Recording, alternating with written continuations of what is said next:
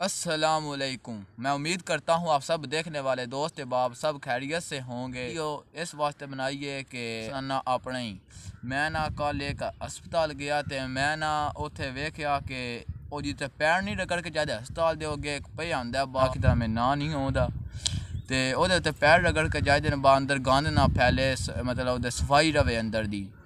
तो इस वास्ते उन्हें मतलब पाया ही अंदर बूहे अगे कोई चार्ट जिहा तो सारे पैर रगड़ के जाते यार। मैं वेख्या कि सारे बंदे उंजे लग गए, तकरीबन विचों एक बंदा आई जिस उत्ते पैर रगड़े। तो आप ही तुम सोच लो मतलब असी किन्ना के मतलब सफाई का ख्याल रखने पे हाँ।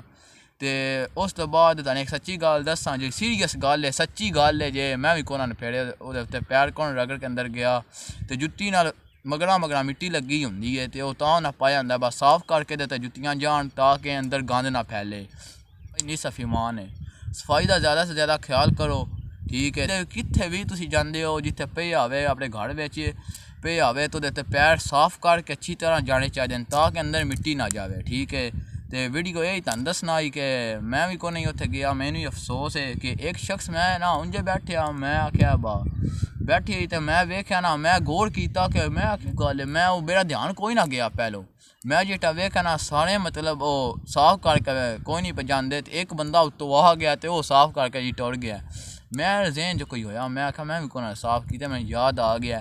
तो उस तो बाद वीडियो अच्छी लगी हो तो चैनल साढ़े सबसक्राइब मार दे जावे तो और वीडियो तुहाडे वास्ते लियावां दे वधिया तो साढ़े चैनल सबसक्राइब मारिया, मेहरबानी शुक्रिया। वीडियो अच्छी लगी हो तो लाइक जरूर मार दे जावे।